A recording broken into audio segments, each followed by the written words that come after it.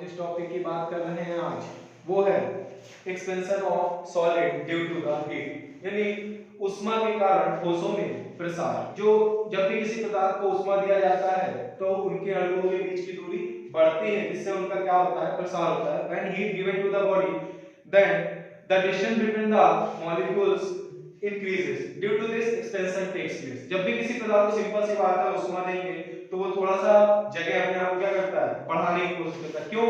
Simple सी बात है भाई, हमने पढ़ रखा है कि जब भी किसी के पास पैसा आता है तो थोड़ा अपने आप को बढ़ाता है। तो भाई किसी के पास हीट आ रहा है, हीट भी तो बॉडीज के लिए पैसे जैसा ही है कि अचानक से उनके मॉलिक्यूल्स को एनर्जी मिल गई। जब किसी पार्टिकल्स को एनर्जी मिलेगा तो भाई वो अपने आप को क्या करेंगे, एक्सपेंड यानी अपनी तरफ को बढ़ाएंगे, तो अपने आप को वो बढ़ाने की कोशिश करते हैं। तो हम बात करेंगे अगर एक्सपेंशन की, तो हमें याद रखना है कि जब भी ठोसों को उष्मा देते हैं तो उनमें क्या होता है, प्रसार होता है। यानी whenever heat given to the solids then expansion takes place। तो हमें इस बात का बिल्कुल याद रखना है कि एक्सपेंशन जब भी होता है तो 3 टाइप्स का होता है। कौन कौन सा है? Linear expansion, superficial expansion and cubical expansion. यानी जो हमारा ठोसों में प्रसार होता है वो रेखीय प्रसार होता है, क्षेत्रीय प्रसार होता है और आयतनिक प्रसार होता है। ऐसा कहने का मतलब सिर्फ इतना है कि ऐसी जब कोई चीज लंबी होती है, यानी इसकी लंबाई बहुत ही ज्यादा है in comparison to the breadth and height, चौड़ाई और ऊंचाई की तुलना में लंबाई ज्यादा है, तो इसके लंबाई को ही हम कंसीडर करते हैं, ब्रेथ और हाइट को इग्नोर कर देते हैं। जैसे कोई सीट है हमारे पास, कोई हमारे पास सीट है, जब भी हमारे पास कोई सीट हो ऐसी, तो इसकी हाइट में जो है एक्सपेंशन लेंथ और ब्रेथ के कंपैरिजन में बहुत कम होता है या बहुत कम एक्सपेंशन टेक्स प्लेस करता है। इसीलिए इस तरह की चीजों में हम लोग क्या करते हैं, जो ऊंचाई होती है उसको हम लोग क्या कर देते हैं, इग्नोर कर देते हैं। ऐसे जब कोई घन होता है यानी कोई क्यूब जैसी चीजें हैं तो इसमें हम किसी को इग्नोर नहीं करते कर पाते हैं।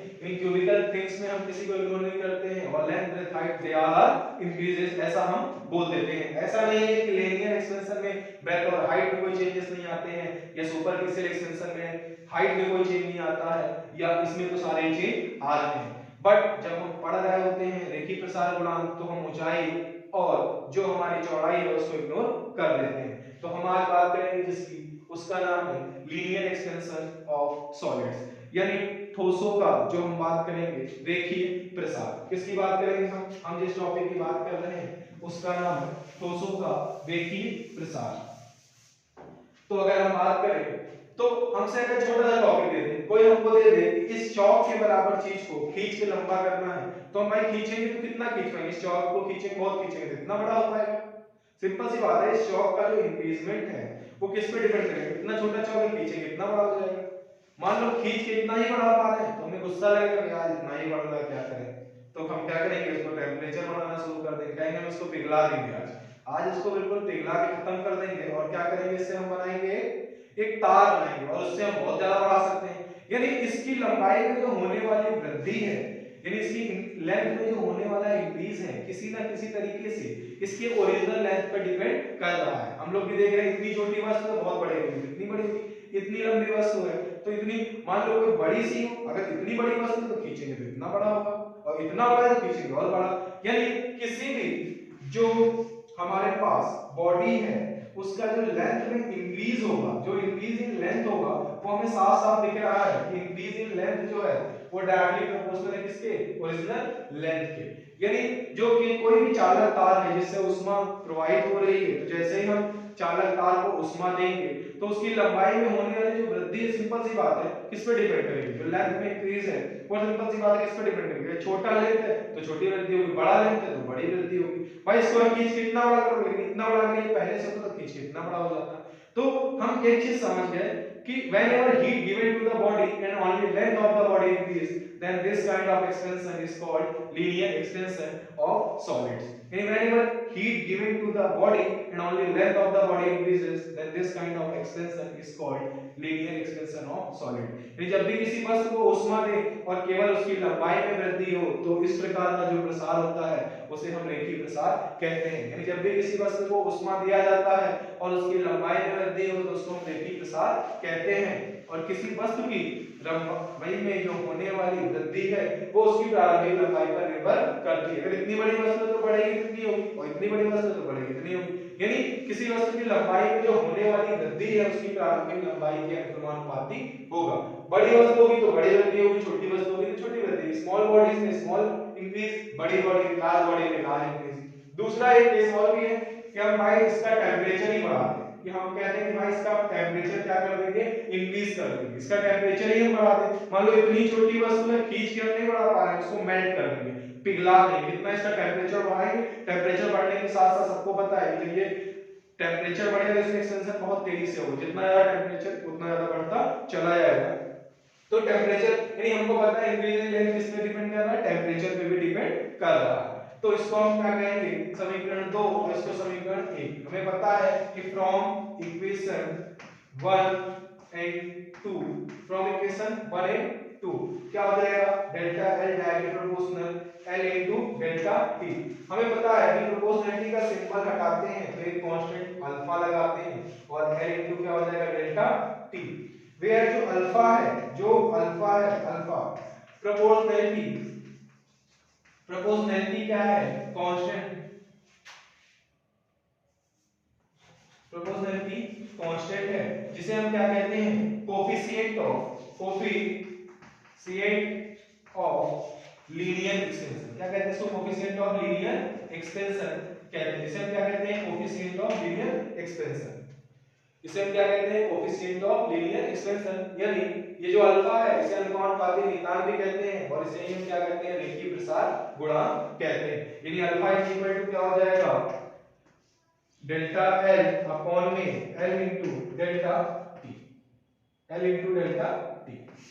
यानी रेखीय प्रसार गुणांक जो है वो delta L upon L into delta T के बराबर होगा। अगर हम आगे देखें तो भाई हमें पता है अगर डेल्टा T को हम 1 डिग्री सेल्सियस कर लें और L इक्वल टू 1 कर दें तो हमें साफ साफ दिख रहा है कि जो कोफिशिएंट ऑफ लीनियर एक्सपेंशन है, यानी जो कोफिशिएंट ऑफ लीनियर एक्सपेंशन है, यानी जो ठोस का रेखीय प्रसार गुणांक है वो पर लंबाई में होने वाली वृद्धि के बराबर है। जब प्रारंभिक चालक की लंबाई कितनी हो, 1 हो और जब ताप में वृद्धि कितनी हो रही हो, 1 डिग्री सेंटीग्रेड हो।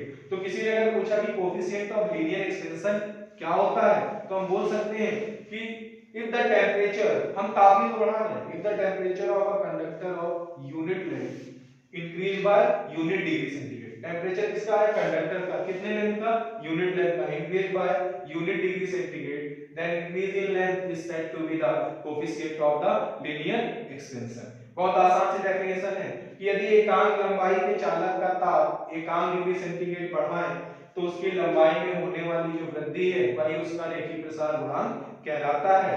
और इसकी यूनिट की बात करें तो अल्फा हमें साफ साफ दिख रहा है, लंबाई में होने वाली वृद्धि की यूनिट मीटर होगी, लंबाई की मीटर होगी और नीचे क्या होगा, डिग्री सेल्सियस। तो अल्फा की जो मात्रक होता है वो सेल्सियस इनवर्स यानी प्रति डिग्री सेंटीग्रेड होता है, यानी पर डिग्री सेल्सियस होता है।